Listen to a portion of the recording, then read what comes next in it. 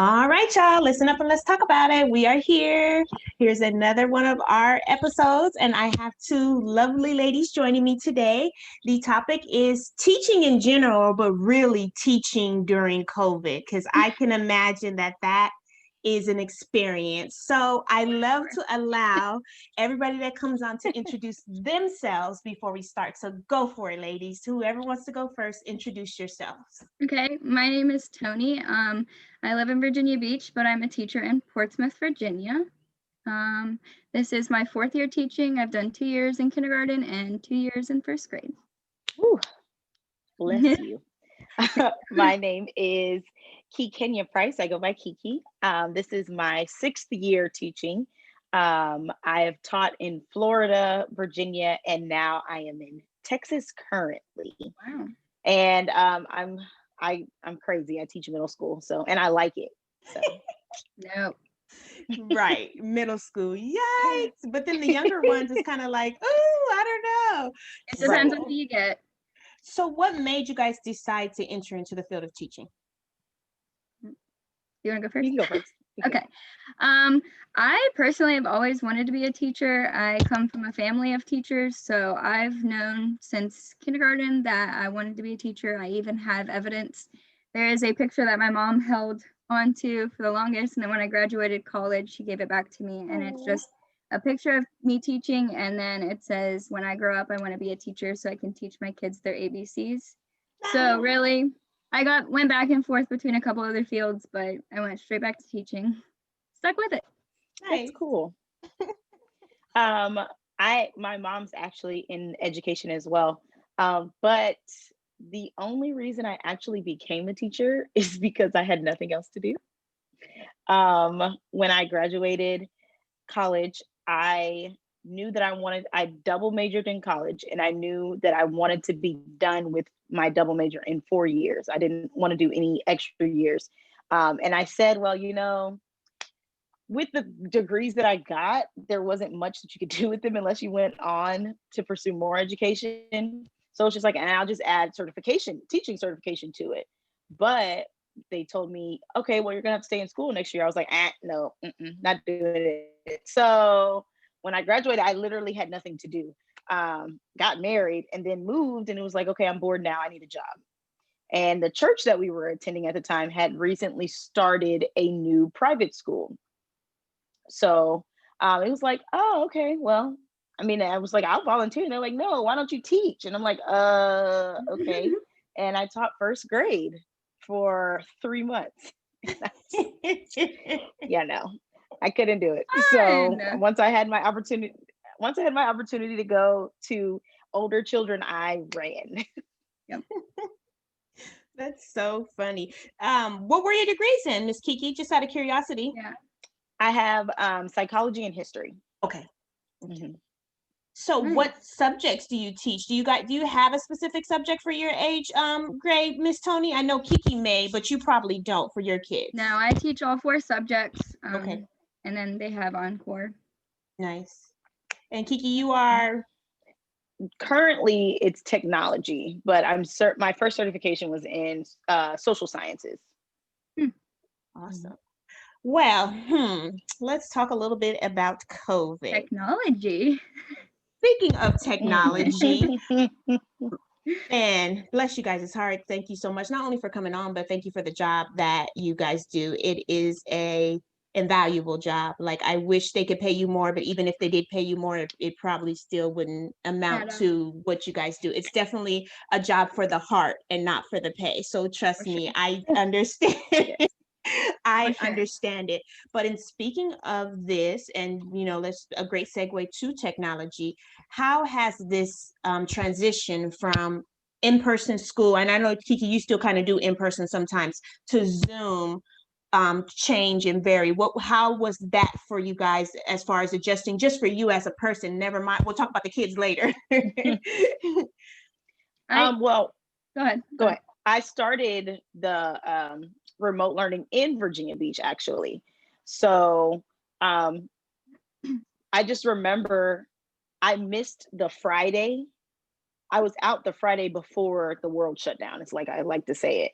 So that Monday, they were like, oh, okay, teachers only. And I was like, oh, okay, well. And I walked in and I was like, what am I supposed to be doing? And they were like, just grab whatever you need for the next 2 weeks. So I was like, okay. So I just grabbed some supplies and stuff. But it was kind of like, I don't know what I need to grab because in Virginia Beach, the students are 1-to-1.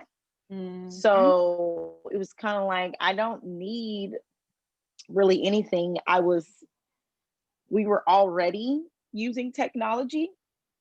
So it was kind of like, well, I guess I'll just grab, I don't know, some pens and pencils, but I don't know why I'm going to need them. I really went and grabbed things for my preschooler. It's like, oh, there's crayons here. I Yeah. need those just in case we're stuck at home. But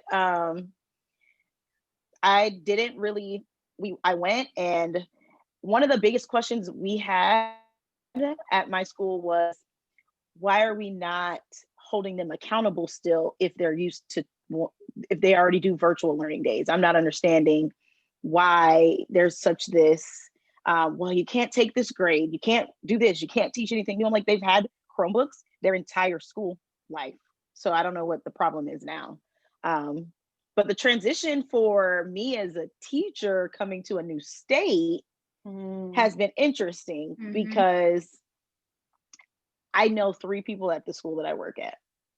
And this is a very large school. I know, and I say 3, but I think that's a stretch. I do know 3. I've not had a real conversation with the principals. It's like a, hey, how are you? She's never seen my face completely, and I've never seen her face completely. And just trying to, I went from a 1-to-1 school to a school that didn't really use technology in the classrooms. So I'm kind of stuck between, I don't understand why this is so hard for y'all to do this, and I don't like giving pencil and paper work because I haven't done it ever. Even when I first started teaching, it was a 1-to-1 school. So it's kind of been interesting to transition, and teaching technology makes it even more interesting because you need technology to teach technology, and they're at home. So it's like, okay. I'm definitely reinventing the wheel. Did they give you guys did they give all of your students technology when they started in September or August? So they tried. They tried. But most of them they got some form. One of the questions we had to call and ask them, hey, do you have any electronics at home? And it was like, oh yeah, they have a PlayStation 4. Well, good news. You could download the apps we need for school on your PlayStation. Wow. So it was kind of like, if they had anything from a cell phone to a PlayStation, they kind of didn't get anything from the school unless they had no technology whatsoever.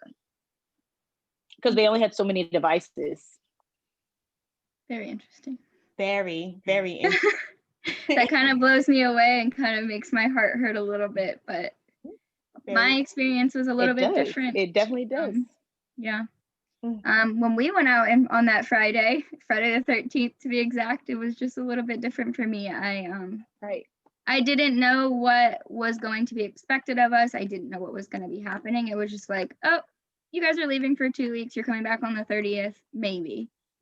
And so for that, we just didn't really know what we were supposed to do, what we were supposed to get from our kids, what the rest of the year would look like if we were going to go back.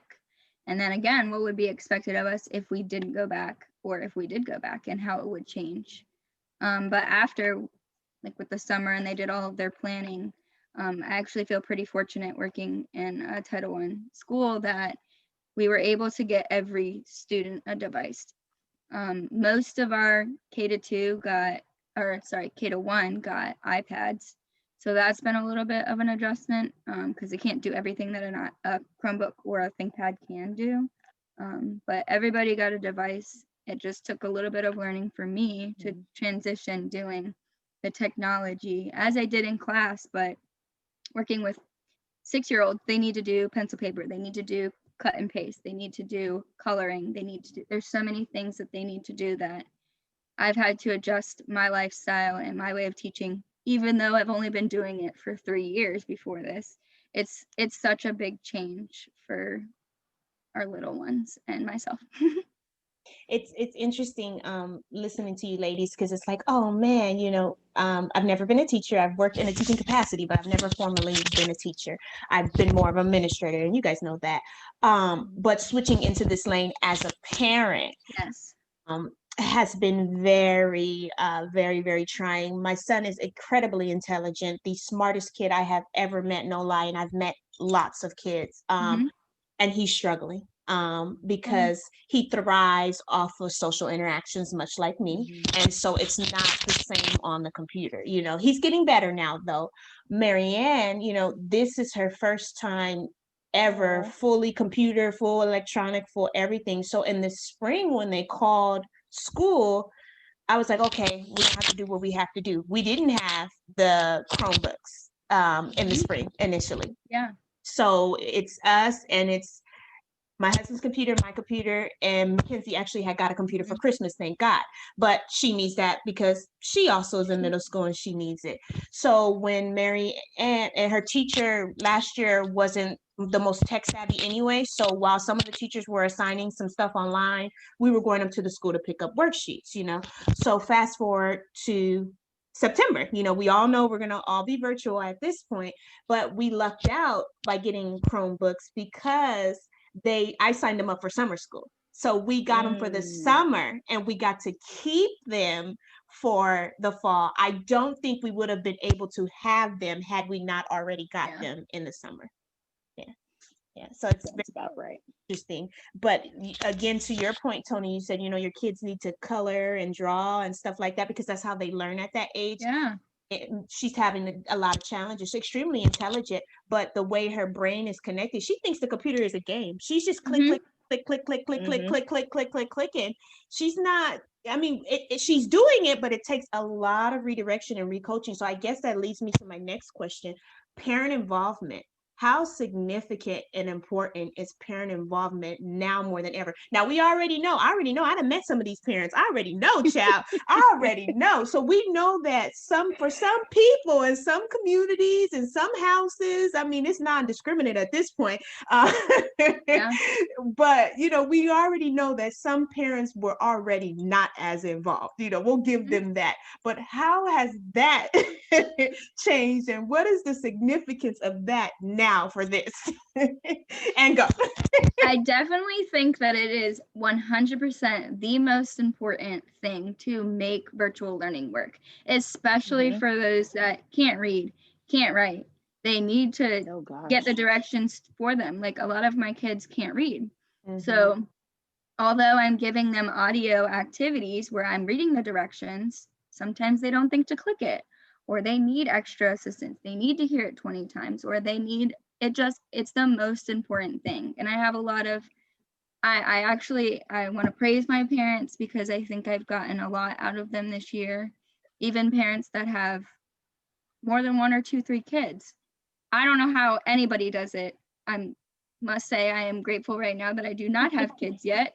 But it is the most important thing that I think I call it teamwork with my parents. Like whatever you can give me, I'm grateful for, and whatever I can give to you is I'm hoping you're grateful for as well, because we really need to do it together. I can't see everything that they're doing.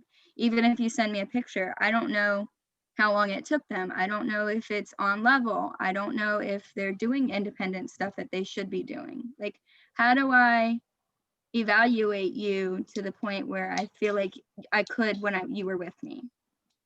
So I think that the communication with them is really important. We use Class Dojo, and our parents are great at doing that to make sure that any assignment they can't get turned in, they send me a picture, or they communicate with me. That was really hard for them. So that's been beneficial as well.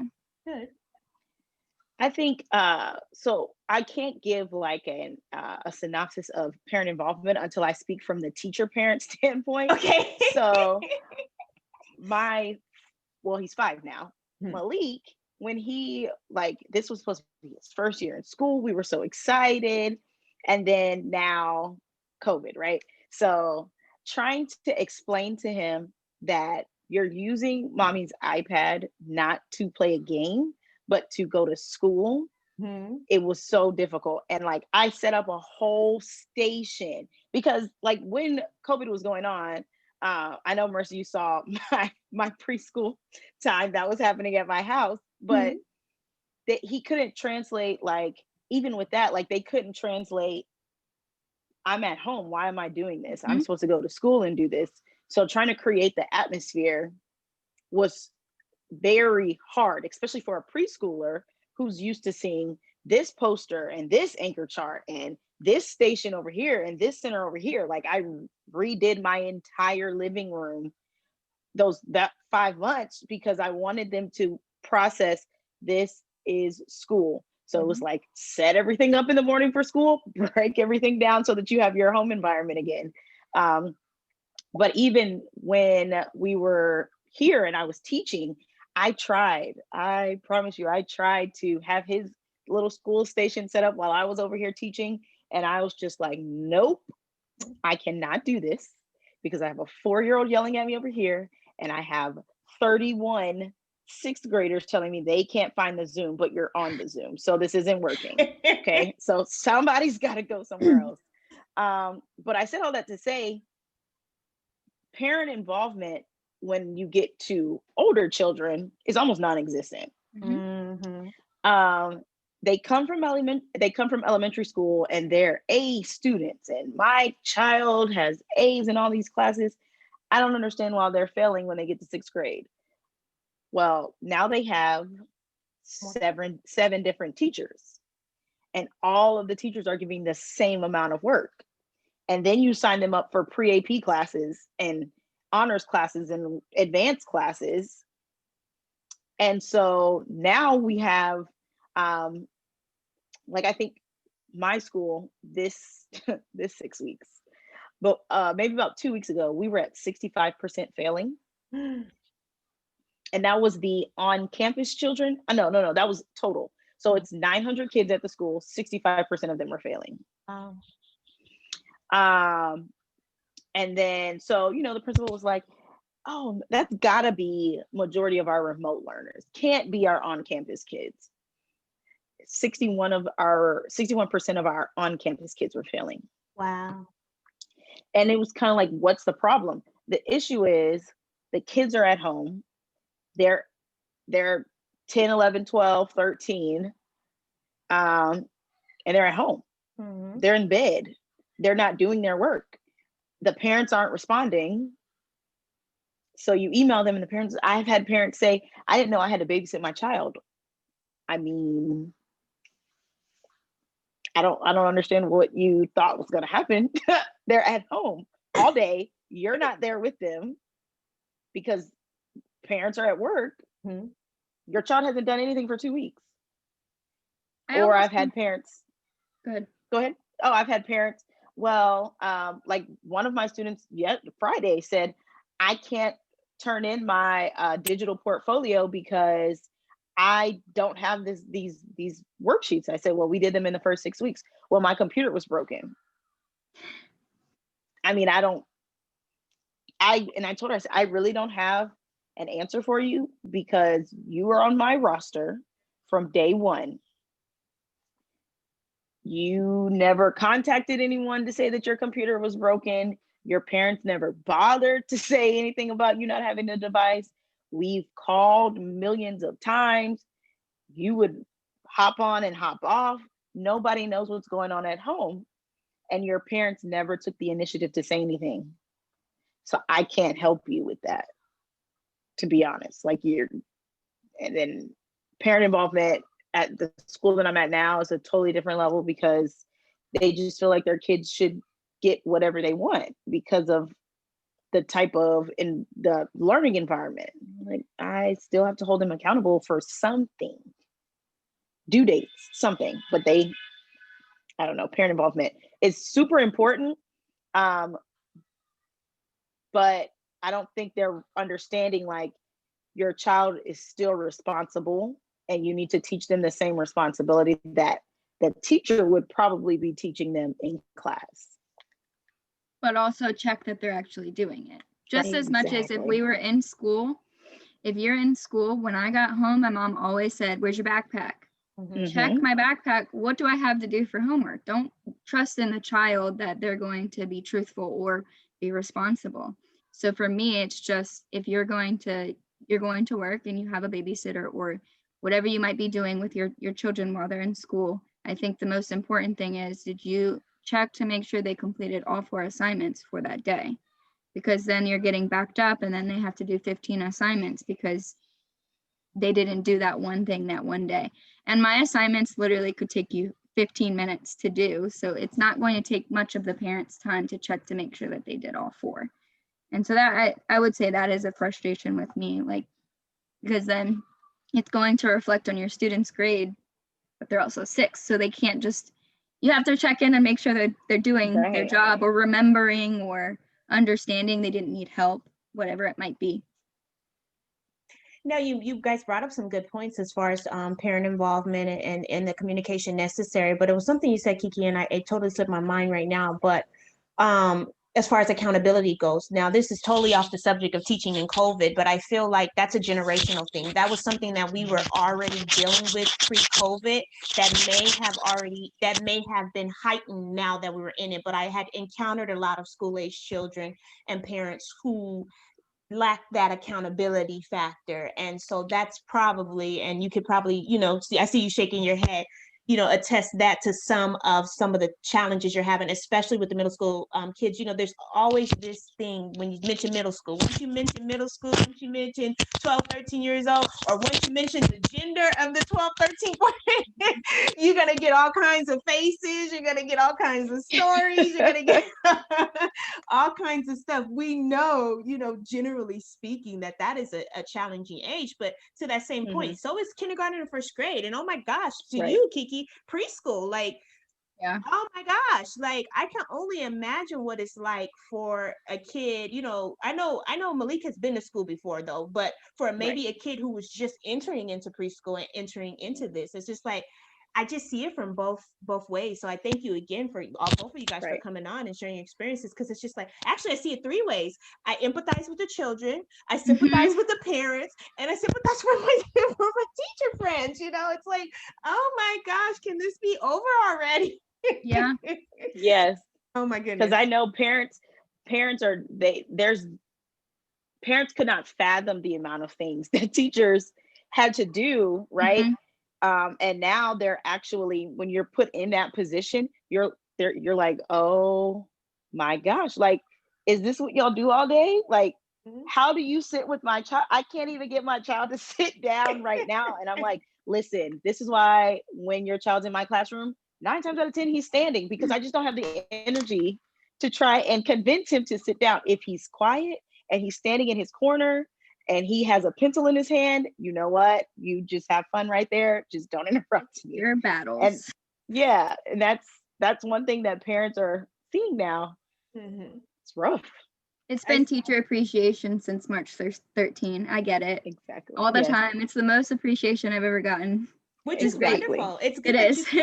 Story. I don't think many can. A lot of times with the teachers that I speak to, I be on these teachers because, our school district isn't the best out here. I'm just trying to tell you. And I don't feel that I should have to move or take my kids out of the area, especially now. I mean, it probably would be easier now. I wouldn't have to worry about transportation, but why? My daughter's school they're 1 mile this way, Right. 1 mile that way. They can walk to school. Like, why do I need to switch it around just for you guys to do what you need to do? Not you guys, but for their district and their teachers and their administrators to do what they need to do. So I said all that to say, when things get hectic, I try to be understanding, but I also be like, hey, listen, I need this, I need that, I need this, or, can we communicate this? Can we communicate that? Or whatever the case may be. But I try my hardest to still tell them, listen, we appreciate everything you guys are doing. Like, that's why I tell them, I'm like, I'm not coming down on you guys. This is just what I need so that I can help you guys. But I appreciate what you guys are doing because, man, like, this is crazy. But to that point, it was a meme on Facebook. And let me pull it up real fast. I think it was Facebook. It might have been on Instagram. I recently joined Instagram. I don't like it, by the way. So. But I love pictures, but I don't like Instagram. And so it says, Teaching online sucks, but do you know what would suck worse? Every yearbook in the country having a page dedicated to the teachers and students who died from COVID. Is Oh, that drastic? Like, what are your thoughts about that? Is that like a gut punch? Like, ooh, Yeah. yikes. Yeah. Too much for yeah. me. I battle with wanting my students in the classroom Mhm. versus them being at home. But it's just one of those things where, like, I'd much rather everyone be safe. Hybrid teaching is the hardest thing ever. But if it means safety and health, then we just got to do what we got to do. I've said it over and over again. Like, at this point, we teachers aren't just working, like, we're doing our job at this point. We're not just going to work, we're doing our jobs. Like, our job is to teach everyone on their level, at their level, wherever they are. And that's what we're doing. And it's now, I will say, it started out exciting at first, Mhm. trying to reinvent the wheel. Now I'm kind of like, all right, we can't go anymore with this wheel. When are we gonna Yeah. get this together? But yeah. So what are your thoughts for people who say that it's easier for you to teach virtually? Because I've heard it. It is definitely the hardest thing I've ever done in my life, especially because I can't just reach in there and like touch what they're touching. Mhm. I can't see what they're seeing. I can't hear them all the time. We're teaching them how to count. I can't unmute every student that's sitting with me and say, count to 100. We'd be sitting there for days and it would be loud and I would have a headache. So it's like the hardest thing to kind of, like you're saying, reinvent the wheel and figure out my standards are kind of verbal, and not everything needs to be written. Yes, we teach them to write them, and yes, we teach them what comes before, what comes after, but I can't sit and listen to 20 kids count to 120. That would just, or 110. It would just not be easy. And I think that teaching in general is very hard and it is very time consuming. My teaching doesn't shut off at 4:15 when I'm ready to clock out. Never. Even now virtually, like, I think I put more work into my teaching now than I ever have before. And that's why we got a Flip Wednesday. So we got the time to plan because I have to create a worksheet virtually. I have to create a cut and paste work virtually. I have to make sure that they have everything. I have to create small groups. I have for social or math and reading. So, I mean, I think it's always been hard. It's always been tough. It's very rewarding, but at the same time, virtual is definitely not easier than what we were doing before. Yeah, no, I'm like going from one subject to another subject. I was pretty much digital in Virginia. I had made digital worksheets. Everything was digital. They knew what they were doing. They knew how to access this, and this. But teaching tech, and then a lot of people say you're teaching technology, and I'm like, you have to really understand. I'm teaching children who know how to use a TV. They know how to use a PlayStation.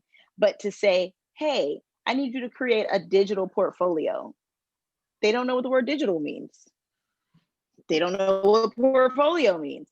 And I'm like, okay, trying to make sure I only have 45 minutes. How do I give them a lesson, a warm up, an exit ticket, an activity? And we have to do all of this in 45 minutes. And I'm like, okay, we have, and then it still needs to be engaging, right? Because we're on Zoom. Mm-hmm. So it's, all right, we have like a minute and 37 seconds to play a scavenger hunt. We have another 2 minutes to do our warm up. You have 5 minutes to listen to me talk to you. You have 10 minutes to do the assignment, and I need you to do the exit ticket and tell me that you understood. All right, guys, that's the end of our day, because now I have a student saying, I can't hear you. My camera is not on. I can't turn my camera on. I can't find this. I can't see it. And I have kids saying, my internet won't do this. I can't find that button. Then I have to wait for everybody to share their screen. And it's just like, you know what? all the while still trying to give a test virtually and Oh making my sure gosh. that you don't cheat. Mm-hmm. Ooh, I how envy is you. how is With that for you though? Because I imagine, for Tony's age group, she doesn't necessarily have to worry about cheating. I mean, I'm sure they do the test online, but she doesn't have to worry about that. I'd imagine it might be a little bit more challenging with the older kids as they become more savvy or more lazy or whatever it is you want to call it. How does that work? The cheat? Well, Oh man. I wouldn't think that. I think it's hard for all age groups because I can be honest. When Malik's teacher told me that he had to do his assessment, I said, man, I don't have time. Can I just answer these questions and get, I'll answer them how I think he'll answer them. Because, it's like, I don't have time. I don't have time. She wanted to do the circle assessment at like 2:30. And I'm like, ma'am, I'm at work. There's nobody that can do an assessment with him. I can't tell the daycare to do an assessment with him. And then like for me, but one thing I could say for my test, that any test that I make, I've always said to my students, anything that I give you, Google cannot give you the answer. Because, well, and that was before I was teaching technology where Google can give you the answer, but it was more so like when it comes to cheating, and it sounds bad to say, they're not, they don't have enough, what's the word I'm looking for? They're too lazy to cheat. So, whereas you could go quickly look up an answer, they don't even know how to Google search an answer to get the answer that they need. So it's kind of like, I'm not too worried about cheating, but at the same time, I try to design any test that I give to where they can't cheat, but that's time consuming. Mm-hmm. Because I'm worried about, well, make sure that they can't find this answer. It's more about, and then the grading those type of tests take longer too, because now we go from multiple choice to short answer questions so that they can't, it's more of a, it's your opinion with facts in it. So now I have to read 200 opinion sentences and it's just like, okay, that's the only way you can really work around cheating. It's, oh man, I'm laughing, but I'm not laughing because it's interesting. You teach middle school, Tony teach elementary school, but essentially, I'm home online for the first time myself as a college student. I despise online classes. I never take them. I'm taking them now because I have to. And it's the same format that you guys have to do for your students. And I'm laughing, but I'm not, because my teachers say the same thing with regard to cheating and just even overall just engagement and things like that. It's a struggle even for college students, like even on my level. So again, I thank you guys and my heart goes out, because I'm like, and sometimes I'd be just sitting listening to my teachers. I'm like, you really got to tell these kids that, like, this is college, but apparently it just keeps going. It keeps going. Not everyone's honest. And so, yeah, a lot of my teachers go out of their way to make sure that they can make tests that you can't find the answers to. I'm not worried about it because I'm not worried about cheating. The problem with that is I get test anxiety. I never had that before. But when I'm home and there's 4 other computers going on and my kids are in classes, my husband is here or not here doing what he needs to do, and I have a timed test and it's time for my kids to eat lunch, all of a sudden, and they make their own lunches, but every time I have a test, all of a sudden, we're out of cheese, we're out of ham, we're out of and I'm like yelling, I gotta take a test. Yep. Oh man, the struggle. But with that being said, it leads me to my next question. The No Child Left Behind Act. We already had that in place where we were going ahead and we were making sure they had what they needed to a certain degree, but we knew that we no longer could withhold children and hold them back for not being at the level that they need to be. Do you think that is helping or hindering what we have going on right now as far as virtual learning and COVID? It's kind of hard to say. I think that with myself, when we left last year, I knew that some of them needed to repeat, and I made sure of it, because you go from first grade and you go to second grade and it's a completely different world. You're expected to read. you're expected to add and just know it. You're expected to know so many different things that I felt some of my students just weren't there yet. My computer's dying and I thought I plugged it in, sorry.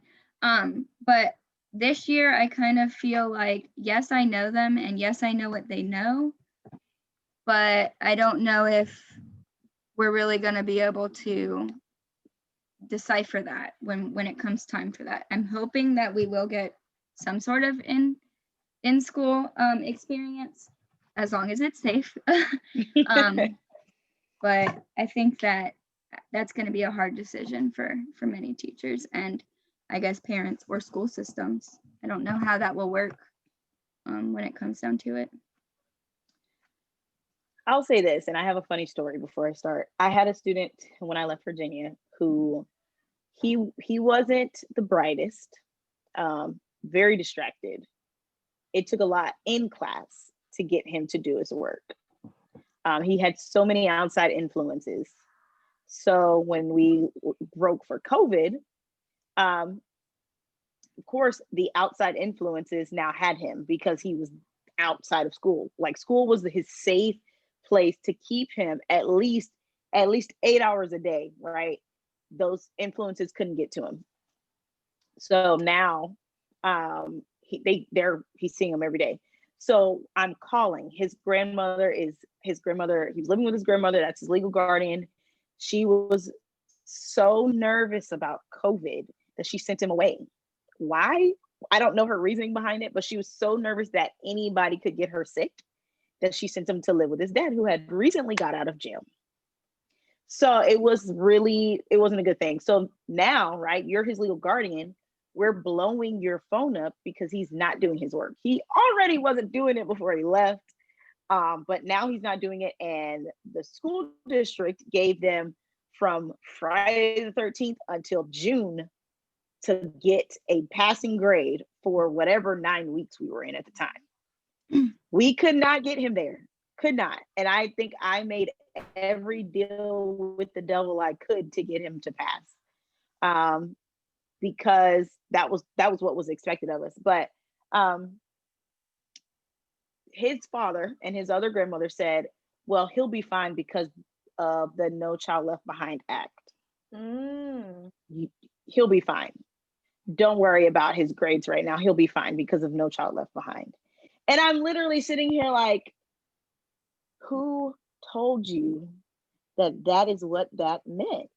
Because number one, there's no labels on him that says he can't fail. Number one, right? So he's not protected by the No Child Left Behind Act per se, because he has no 504 IEP anything. Right. So I'm gonna fail him, and he can fail with a 0 because he literally has a 0. Wow. However, I think No Child Left Behind has hurt children before and during COVID, because I see them in middle school where they have gotten now to 6th and 7th grade, and you're still on that level that said, well, we can't let you stay behind. And now I'm trying to get you to read the Declaration of Independence, but you can't read. You can't comprehend a 6th grade book. Like, I'm teaching you the Declaration. I'm teaching you about, I'm teaching you about one of the wars. I'm teaching you about World War I, but I'm having to use picture books. Like, we redid our whole curriculum to teach with picture books because we have that many students who can't read on grade level. I think about math. You're in 7th grade in regular math, but you can't divide. And No Child Left Behind has technically gotten you through, right? So it's kind of like, especially now I feel like No Child Left Behind kind of doesn't apply right here because this is a totally different situation, right? Some of the students that need help, I just can't help you from home, and unless I'm standing outside your door with a bullhorn, I can't help you. So I think that we can't even use No Child Left Behind in this situation. More so, I all the requirements need to just be taken off as far as like, this is what they should know by this point, and that there shouldn't be that, because I cannot monitor you. I can't. I can give it to you, but now, because we're continuing with education, now, like you said, your first graders that are going to go on to second grade, the second grade teachers left to try and say, okay, I know that she taught it to you, but I know that she couldn't really teach it to you. So now I have to teach that and second grade. And it's just not, it's not fair. It's a very interesting point you bring up, because that's what I told my kids. You know, they were comparing what we were doing here at home to what some of their classmates were doing. And I said, you know, sorry, you know, your mom's an educator. Sorry, your mom's an administrator. Get over it. Tough cookie, you know. But in that same token, in that same regard, I was like, oh, crap.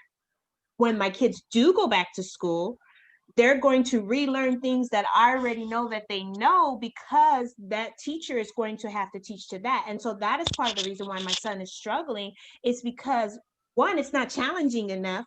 And two, when it's challenging, the teacher still has to spend a little bit more extra time, because it's challenging, explaining it in a different manner to the more majority of the class. And he's falling between the cracks because they assume that he's going to know, or that he's going to get it.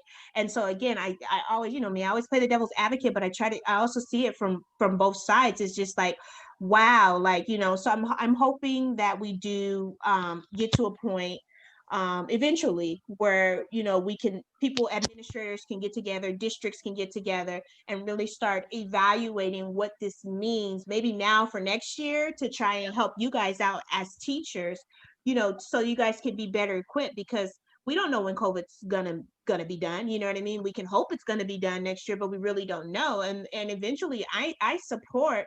The survey comes out all the time, and I'd say no, I'm not sending my kids back to school. However, if I trusted that they could go to school and be safe, it'd be yes all day long. But I don't have that trust yet. So hopefully, eventually, that will come. But then that kind of leads me to this question: teaching morale. Like, do you guys even see your coworkers? Is there any morale? Do you guys talk? Like, what's it like on the home front, behind the scenes, for each other, you know?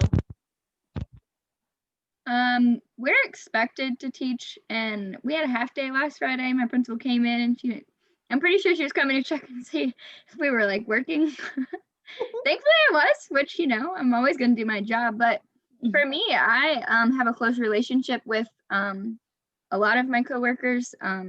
My team meets once a week. I'm the grade chair, so we meet once a week, check in on each other, make sure nobody has any questions, make sure nobody needs any help. We also have planning meetings that we have to go to every week.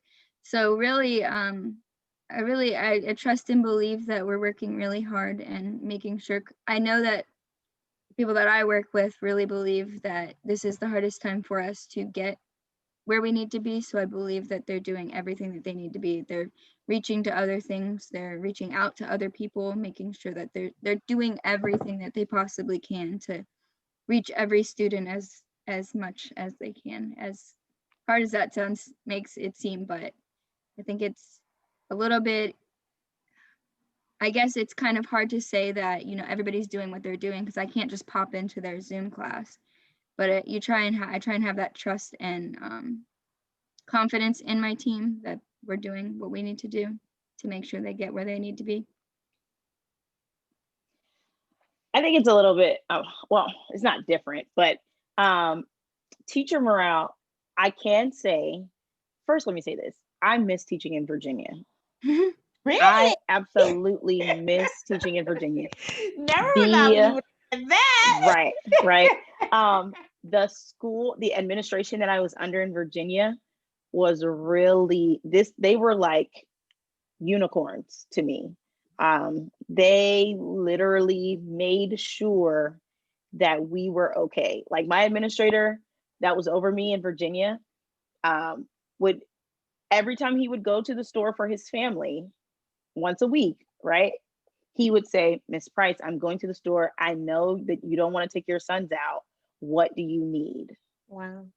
And he was like, I can bring it, put it on the doorstep, whatever. Like he was literally like, hey, I found this over here. Do you need it? So that was kind of stuff that I got in Virginia.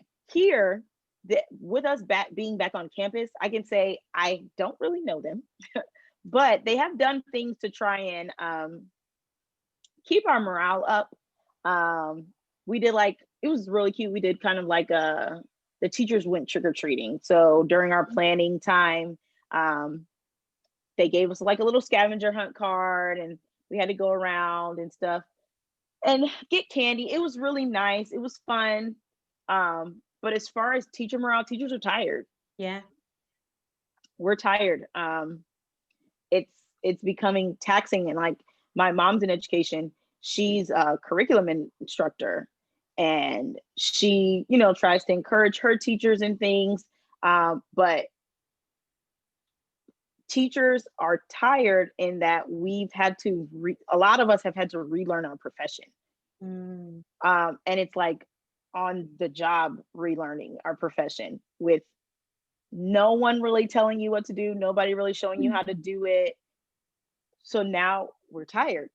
And that's just like literally the only way I can say it. Like, if you weren't in this because you wanted to be at first, I could almost bet that you're not a teacher anymore. Like, because this is not for the faint at heart at this point. And especially, I did not realize that Virginia was not back in class yet. Like, I'm like, at this point, I have majority of my students back on campus. Well, some of them are. Chesapeake and Virginia Beach were. Virginia Beach, Chesapeake still is, I think, some Chesapeake schools. Virginia Beach just went back to virtual. So those are the two districts again, but go ahead, I'll let you finish and then I'll talk about the Virginia Beach Chesapeake thing. Go ahead, I'm sorry. That's been kind of, okay. So it's been it's interesting because, like, at this point, my kids, I've had kids come in and out, and I'm sure, I don't know if you're going to ask this or not, so I'm trying not to go ahead, but it's just, I'm anxious every day. That's where my morale is. I'm anxious because I'm like, please don't stand any closer to me. Can you please put your mask on? I spend most of my day fighting kids to keep their mask on correctly. So yeah, I'm tired. And you bring an interesting perspective. I didn't have those notes about what it's like being on campus during right now, but I'm going to have some questions for that, because man, that is, woo child. My question for the No Child Left Behind Act, not necessarily the act, but just the concept of children not being left behind, it stemmed partly from knowing that, no offense, predominantly white schools, Chesapeake and Virginia Beach, went back to school. Yeah. And so we know that with or without, but assuming with the best safety precautions, those students are being afforded a quality education. While me here in Portsmouth, I know my kids have laptops. I know they have parents that are going to be actively engaged, but I also know that we are not the norm. Mm-hmm. And so it makes my heart hurt.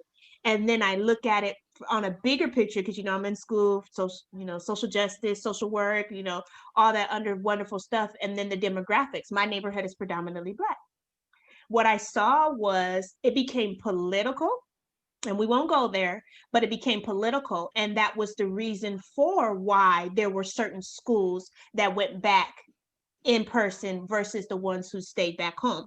Also, the health factor. We know that African Americans, because of pre-existing conditions, are more susceptible to, and the elderly as well, and babies as well, just to be fair, but are more susceptible to the COVID. And so I think that fear is part of why a lot of my neighbors and community members decided to say, oh, wait up, hold the phone. Even if I still got to go to work, even if I'm not here helping my kids, I can't send my kids back to school.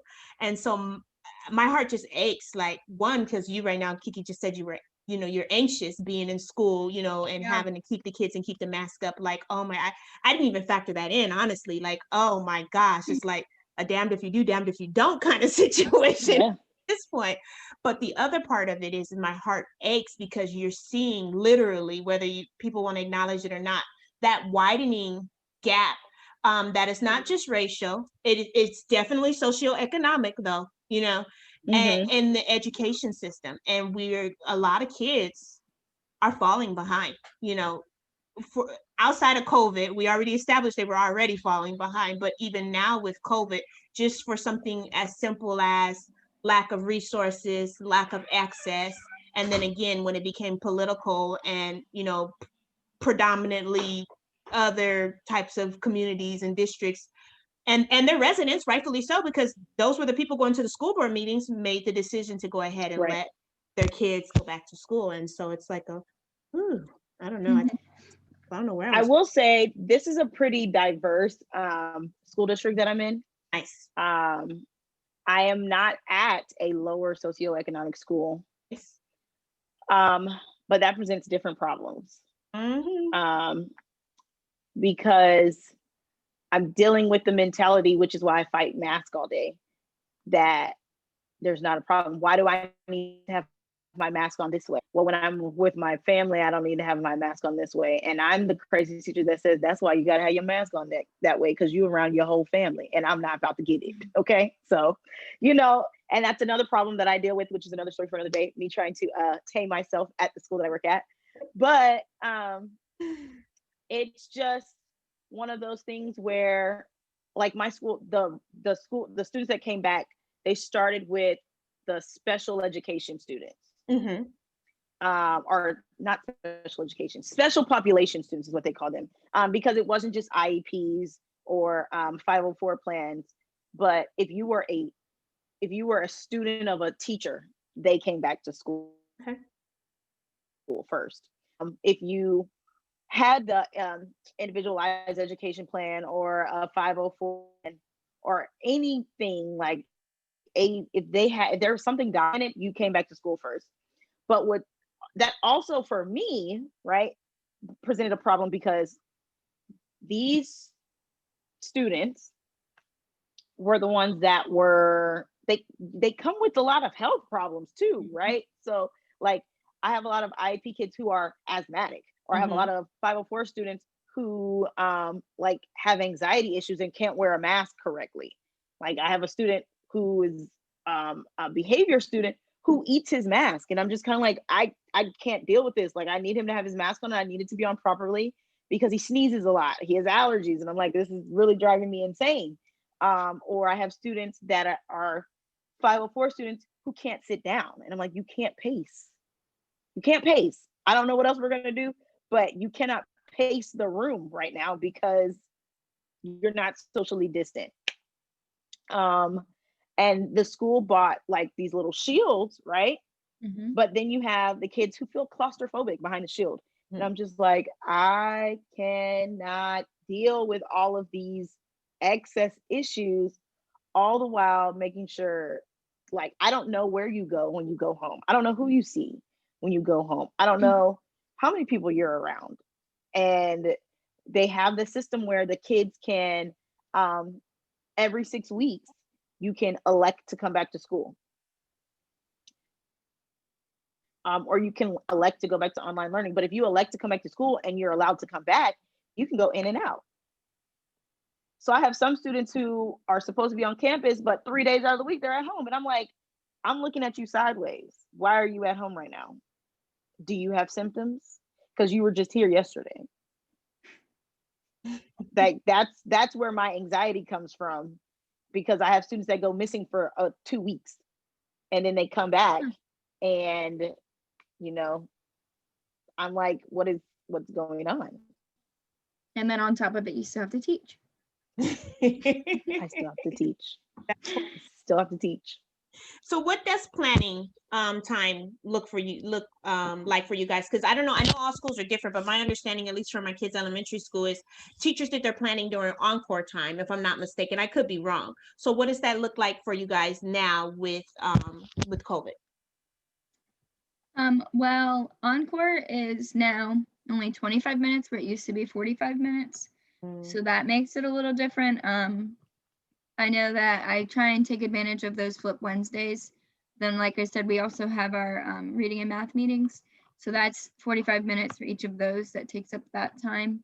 And I would say that it probably takes me, it's not even the lesson planning that takes the time, it's the creating the activities, because I have to create an activity for each day, for each, well, I don't do each subject, we do split our time. So I just write one of the subjects and then we split our time, but it takes me probably maybe 2 hours to write a regular lesson plan when we're in school, and it takes me probably 3 to 4 hours to make sure that every detail is perfect to write virtual lesson plans.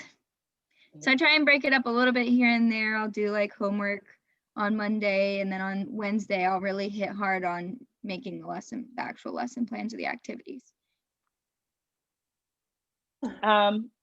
I have 45 minutes a day for planning. But so like Thursdays, that's like our faculty meeting time during my planning. It's technically my conference period where parents are supposed to be able to communicate with me, but parent involvement. So I pretty much have that time, but it's not enough time. So I'm a teacher that has said I'm not going to bring work home. Correct. I made that up after my first year of teaching, that I will not bring work home. So I try and create and manage and plan and do whatever I can during the day, so that I don't have to bring work home. But it's not something that, it's not easy to do it that way, because you have to try and think quickly to build the lesson plan. And like you said, like it takes for a virtual lesson plan to make sure that everything is, all the moving pieces are together. It takes you a few hours to do that. So I take time every day, the entire week, to plan at least for the Monday coming up, so that then I can use that Monday to do Tuesday, and then that Tuesday to do that Wednesday, just in case something has to carry over. Wow, that's you guys' heart. What about this? Have your class sizes remain generally the same? Have they increased, decreased? I mean, not your actual attendance, but just, the kids you have on your roster. I'm very surprised. I normally have the most of the team. This year I do not. This year I have 20 kids. I normally have 24 to 26 students. I don't know if that has anything to do with some of our parents may have decided to do homeschooling, or I don't know, we just lost a lot of kids just from the year. Sometimes we do lose quite a few kids just got from moving or going to a different district or whatever it might be. But I'm very pleasantly surprised with my roster this year. 20 is way better than 26. That's true. Coming from Virginia Beach to Texas and teaching a core subject to an elective has been really different. I have 200 kids this year. Wow. So I think my largest class is 31. So it's been interesting to see the amount of kids that are on Zoom at a time. Wow. And I'm looking at my classroom like, at some point, all these kids are going to be back in this classroom, and I just don't see it. I don't see where they're going to go. Oh. So explain that to me, Kiki. Like, you're teaching, so you'll teach in person for your in-person students and be on Zoom at the same time for the ones that are doing virtual, even if it's at the same time for the same class?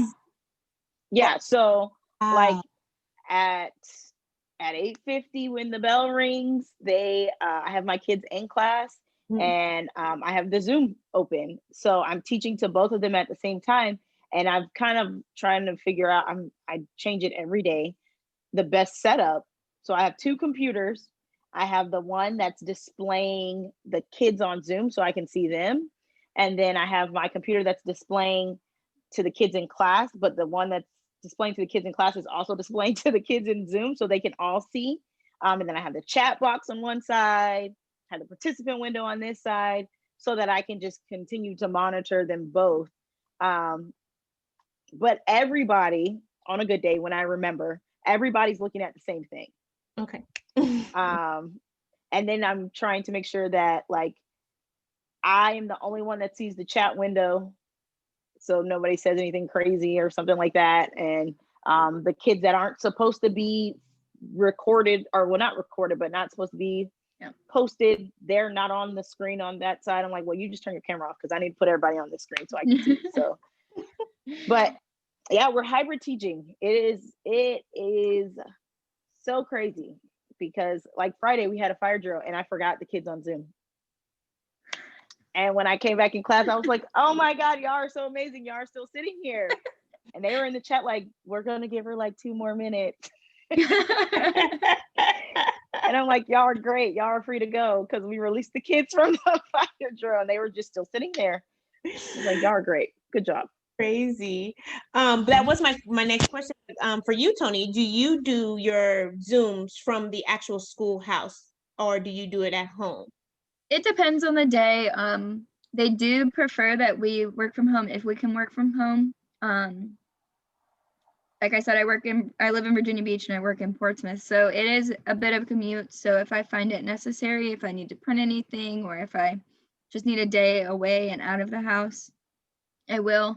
But most of the days I do work from home. I thought it wasn't going to be possible just because I live with roommates and it's just, I don't want to make a classroom in my roommate's house. Like, how do I do that? And, still be presentable if we have people over, but, I've made it work. I have my little stuff that I put away and I bring back. And then I've also transformed my classroom into a little virtual space where I have a whiteboard. My bulletin board is got all the things that I need on there for it. So I'm not using any of my classroom. It's all set up and ready to go when they come back, but I'm not using any of it. Hold on, my phone. Let me get this together for y'all. Special education. I don't even know where to start with that. I just left it there and put special education. I know I have encountered a few parents, not many, with children who have IEP and 504 plans. And so I believe, I could be mistaken, that they were allowed to go, or have initially anyway, and probably not anymore, the option to go in person. And I think it was like up to a certain grade, like preschool to second. You could correct me if I'm wrong, Tony. I can't really remember because my kids don't fall under that. Right. And so I think that they initially had the option to go, at least in Portsmouth, to in-person school. The thing that I saw and encountered was for some of the children who were on the spectrum. As we know, adjusting to things and changing and things like that is very significant. It impacts them significantly.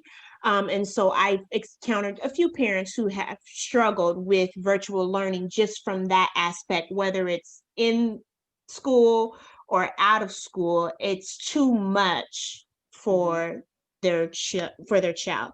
What are your thoughts or your experiences with regards to the adjustment factor for some of our, special education kids? Well, I will say I don't know what the specifications were for our special education kids.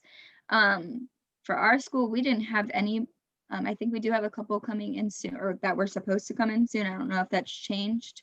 I am an inclusion teacher, and none of my kids were able to come in, which I really wanted them to. And not necessarily for any particular reason. I just think that it's a little easier to teach in the building, and I think it's just for them where they stand right now, it would have been beneficial, and my special education teacher and my special education aide could have been benefiting from doing that for them.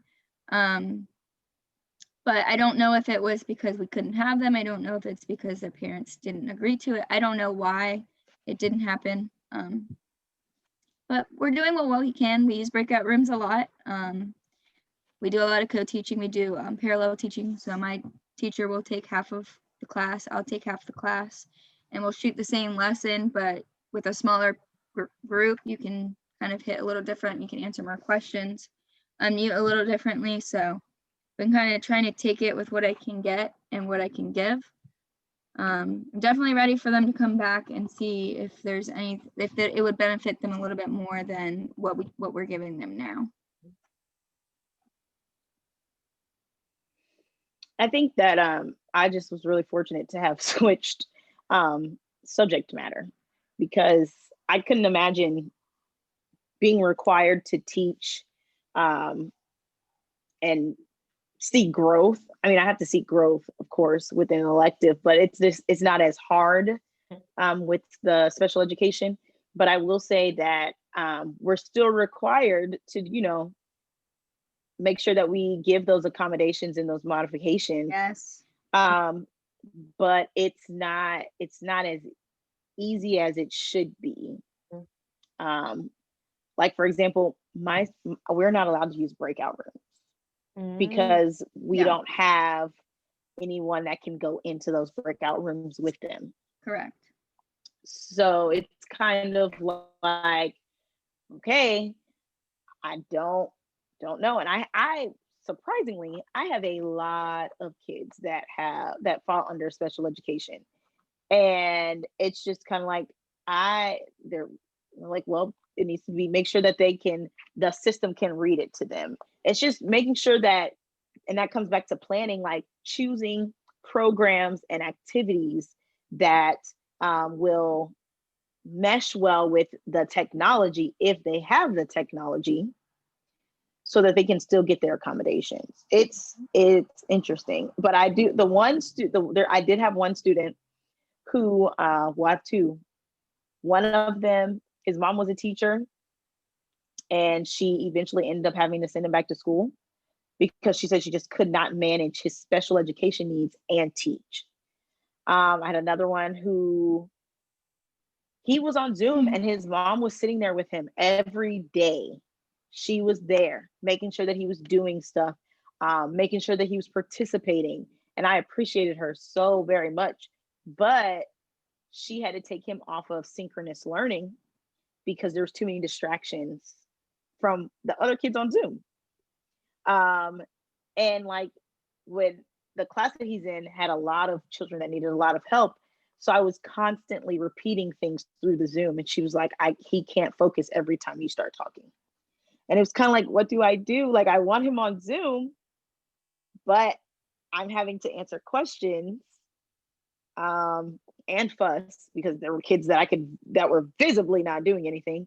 So it was kind of like, I felt bad because I also on my Zoom had music playing through the back because I wanted it to be engaging. But he couldn't handle it. So now he doesn't get on Zoom at all. And then they had their own family problems. So now he's failing. And it's just kind of like, I wish she would send him back to school, but I know that he can't handle being in the building, but he also can't handle being on the Zoom. So the special education children are really there. I would hate to, I hope they don't fall too far behind. Yeah. Too. Well, you guys have touched on it a couple of times, as far as school being a safe haven for a lot of kids. We know that, we know that it's a place where not only is it safe, it's a place sometimes where they get their meals, Yep. It's the place for social interactions, or more particularly positive social interactions. The schoolhouse itself brings so much. I'll never forget one of Marianne's very first classes, the teacher was fussing at a kid. And she said, well, where's your parents at? And, these are third graders. And she's like, my mama ain't home, Yep. And so I remember telling my husband, how does that work for teachers? We're mandated reporters, and we know we got these young babies home alone during the day, but you also know that these parents gotta go to work. So again, back to that whole safe haven and mandated reporters, like, what has your district communicated any expectations with regard to that? And then what are your personal feelings about that? I guess I would say Well, I will say, go ahead. You're a little bit behind, sorry. no, go ahead. Yeah. It's definitely the same expectation for us. And I don't think it's really changed. I have had positive experience. I knock on wood. Let's hope that it doesn't happen anytime soon. But I definitely think it definitely is a better place. My kids are begging to come back to school, and I said, I wish I could make that decision, but I can't. And I don't know if that's because of the safe haven thing. I think it's just the normalcy and the schedule for them and seeing their friends. And like you said, like I work with first graders. They need to socialize. They need to see their friends. They need to learn from their friends and their peers. So thankfully, I have not had any of those circumstances happen, and I really hope it doesn't. Nice. I haven't seen anything crazy, right? But our school does mandate that cameras have to be on for engagement. So it's kind of, yeah, cameras have to be on. If they're not on, we count them absent. So, but I have seen where I've had like some students or their siblings are in the background. I've had where I had one student say she had to turn off the camera because she was trying to put her little sister to sleep. Things like that, where it's been like, what do you tell her? No, Right. don't turn your camera off. Rock the baby to sleep where we can see. Like that's just it's one of those things where you know that the kids have all these things going on at home. Now I've definitely seen some stuff in the camera. I've even had a parent come on the camera and fuss, and it's just been one of those, like, it definitely puts teachers in a interesting position. And then you have the parents who get upset. I've seen situations, or I've heard of situations where parents get upset because the teacher has had to report something. And it's like, you don't want to tell them like, well, if you don't want us to see it, turn the camera off. But at the same time, like, you're doing it where everybody can see. I don't know what you expect us to do. We're in their house every day. We have to. Every day. Like, I can literally see what your home life is like, and it is just sad sometimes. Well, I saw that video. I'm sure by now, I guess everybody has, with that mom in the background. She didn't have any clothes on, or whatever the case may be. So I'm constantly. I mean, today for my podcast, I have bottoms on, but typically, and so the way we set it up, you know, Marianne is in the den, Zayden's in the kitchen. They all have their own space. Mackenzie's in her room, but being Mackenzie's room is out of the hallway by the bathroom, by my room, by her sister, by her brother's room. You know, it's like, so I'm always peeking around the corner. Mackenzie, you got your camera on? Like, can you see me? Turn your camera. You know, I'd be walking around looking all kind of wild in the head, like, yeah. Mackenzie, camera, and she'd be so annoyed. You know, middle schoolers. You know. No, actually, she's not middle school anymore. She's high school now. So high schoolers, oh Lord, you know. And whoa, so, yeah. She's in the 9th grade. Yes, ma'am. Yeah. Not allowed. Yeah. Oh my gosh, Lord. Yeah, you know. And so she'd be so annoyed, but you know, she has, I think, 2 out of her 5 classes where she's required to have her camera on. And she just picks and chooses when she wants to turn it on for the other classes. But what I found interesting, it was a flip day on Wednesday, and I was busy and my husband was away. And so I said, you know what, guys, I got something to do right now today. So we're going to do your assignments in the afternoon, like we do our homework time at 4:00, after we have snack, after we go outside and all of that. And she came to me and she was like, I can't do that. And I was like, why? It's a flip day. And she's like, because my teacher marks us absent if we don't do our work by 3:00. And I was just like, oh man, again, shout out to y'all. Like, I appreciate y'all, but it was just like, I'm like, but it's a freaking flip day. Like, yeah, you know, but she's also at a higher level. So then that comes in that accountability and the expectation, because I tell her all the time, I'm like, if you're missing work or you're falling behind, you're in high school now. Your teachers aren't going to reach out to your parents and be like, oh, she's missing XYZ. They don't have the time to do that. And they really don't have the time to do it in COVID. So we've been kind of pushing her to be more responsible. So it helps that the teachers are pushing her as well. It just kind of collides sometimes. Yeah. You know, because it's and we have to, our students have to have their work done by 11:59 that day to be counted present. Even if you're gonna do it asynchronously, right? You can, but, and the problem with that is we're not allowed to post the recordings of our lessons, which we are required to record our lessons, and we are required to post a recording every day. We're not allowed to post it until 4 p.m. Wow. because they don't want the kids watching the recordings when Yep. they could be live. Mhm. So if you're not live, you have to wait until 4, right? Wow. When the teachers, and then you have from 4 until 11:59 that night to get all the work done so that you can be counted present for the day. Which as a parent, that would make me mad. I was gonna say that I can only imagine how It would. complicated that would be, because it's like you're making the child spend the rest of their evening and their night dedicating that in quarantine, in a pandemic, when most kids, are coming home from school, usually on a good day, non-pandemic day, watching TV, doing their homework, interacting with peers, doing chores, eating dinner. Like, that's all in that time. Like, whew, child. Yeah. Whew, Yep. man. Testing, SOLs, or standardized testing. I don't know if they consider them or call them something else in other states, but standardized testings. How does that go in this COVID era? Well, we don't do standardized testing in first grade, so I'm lucky. I don't have to worry about that yet, unless I change to third grade. But we still do regular tests every day for every unit, and then every benchmark we're still doing benchmark testing. So yeah. I don't have a state test for the elective, but I can tell you that Texas is currently trying to figure out a way. There are people lobbying right now to get them like waived, canceled, whatever you want to call them, because I just don't see. I don't know. I don't see how it's going to work. There's no way you can expect these kids. There's no way you can expect these kids to. The tests are standardized tests are already awful, crazy during a regular school year. Like, you're requiring them to, most tests, you're requiring them to test well on things that they weren't even taught in that school year. So on top of that, right, they're not standardized. And now you want to apply it in COVID, where they need to be timed.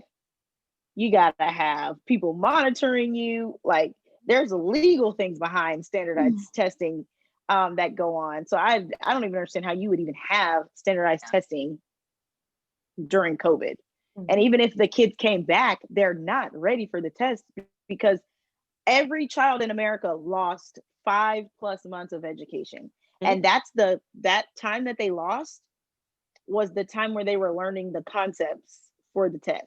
And I think that's where like, people who don't understand education, the first half of the school year is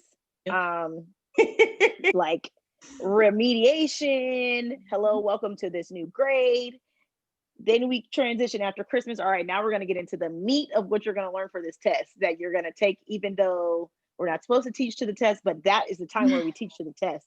And that's the time that we lost. So there's no way, like, you're talking at this point, the kids, when they do go back to school, are going to be 2-3 years behind in education. Yeah. Not in Japan, but here. Man, that's I don't even have any words for that one. I mean, it's a fact. It is a fact. I can't argue that. I just don't have a rebuttal to that today.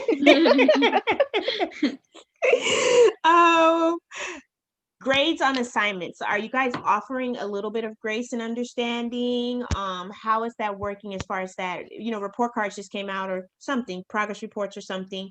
And I remember reading it all over Facebook. Somebody said, and I seen it again at the end of the school year last year, stop showing your kids report cards. They're passing everybody because of COVID. So I'm like, hey, wait a minute. My kids have been straight A students. They straight A students still. This is hard work. It's 10 times harder.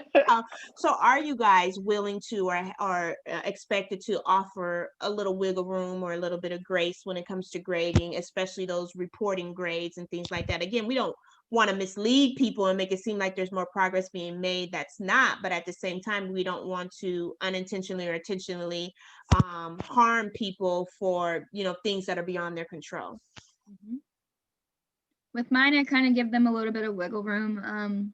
I keep a paper grade book, so anything that I do keep track of for my grades, I note like who did it, who didn't do it, and then every once in a while reach out and say, hey, this is going on. Is there anything I can do to help? And most of the time they'll say, what's missing? And then most of the time they'll say, okay, if you give me what's missing, we'll sit down and do the assignments. But like I said, my kids are, they can't do everything by themselves. So they do need that parent involvement. And if that's the time that they can give them the time to get it done, that's the time they're going to get it done. I can't say, okay, Tony can't get her work done because she can't read, and then mom and dad forgot about it, or Tony forgot about it, that you have no other time to make it up. So the only time, obviously now that the quarter is over, I can't go back and change those grades, but I hope to continue. I know it's a little stressful because I then have to figure out who did what and when did they do it and how did they do it, and I have to constantly check grades. But I kind of want to give them the benefit of the doubt and make sure that they're getting the grades that they deserve if they're going to do their work, even if it's not necessarily on time, because they're 6. Yeah. I think it's a little I different couldn't for you. imagine. Yeah. So the last 3 years of this profession, I've not been able to apply due dates the way that I would like. Because the school district, and I mean, it makes sense. It makes so much sense, right? You grade them based on mastery, not necessarily on a timeline, which, okay, I get it. But, there's that, you're not preparing them for their future if I set a due date and they have whenever to get it turned in. But this situation, I've been way more lenient, more so because it's an elective. But I've been more lenient in that I don't know who has a working device. I don't know who has internet at home. I don't know who, I just don't know. A lot of the times I'm saying things like, you're saying you couldn't get your work done. I need a parent to call me. If your parent calls me and says, hey, this is what happened, 70, go, bye. Like, it sucks to say that as a teacher, but at the same time, you just know, like, it doesn't matter what age they are, they're kids. They don't know responsibility. They don't understand, like, this is the due date. I'm not accepting it after that. And then you have parents who say, well, I don't understand why you can't just take it. They did it. Okay. You know what? And it's one of those picking your battles. Like, grading at this point has been, did you do it at all? Did you do half of what I said? Because I'm teaching it to you, but is it translating through Zoom? Yep. Did you pick up on any of it? And if you picked up on some of it, hey. And at the same time, I never give less than a 50 in middle school, just because they can't recover from that. And most of my kids know now, like, you got a 50, that means good. So they know, like, hey, I'm not doing well because I have 50 straight across the board, but it's up to you to get your grades up. I can't do anything about it. But even that is like a testament to you, Kiki, because we know, you like, but it's probably too because you have that elective, because, when you had them 4 classes, what was it? Was it history? It was like, Yep. it is what it is, but it was also pre-COVID. So good for you. Right. Good for you. That is all the questions I have. But what I did want to do and say and ask is 2 actually questions or statements. If you were to be making like a PSA, about teaching in COVID, and you were asked to give a message, 1 to your students and 2 to your parents, give me those best 2 ones that you have. I think honestly, I would say the same thing to both the parents and the kids. Just do what you can, when you can, how you can, whatever you can do, I appreciate. And like I said before, teamwork is definitely like what we need to do now with the parents. I need you to work with me, and I want to work with you to make sure that your child succeeds. As much as I can give you, I want to give you the best of me, and I want your child to get the best that they can get. For now, I mean, and I'm going to try just as hard when they come back, but I just want, I just want everybody to be safe and to get what we can get out of virtual Mhm. teaching. I would have to say to parents, I would probably be one word: grace. Give grace to yourself, give grace to your kids, and give grace to the teachers.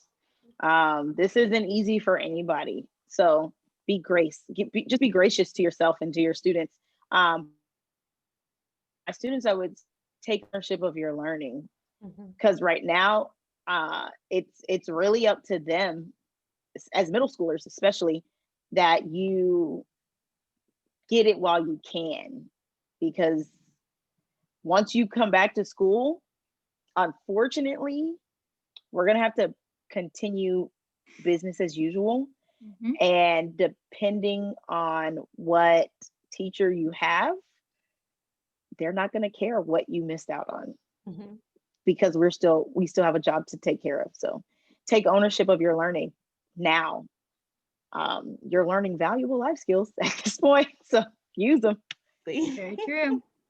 Well, it's interesting, and I'll cut out with this. I wanted to leave it out with you guys, but I something came to mind right now. I'm in college at 36 years old, okay, for a degree, okay, and I'm doing synchronized, or however you say that word, learning, and so a lot of times I come in the house and I'm frustrated, and I'll tell my husband, my kids are doing the same exact thing and learning the same exact way that I am, and I'm struggling. Yeah. Okay.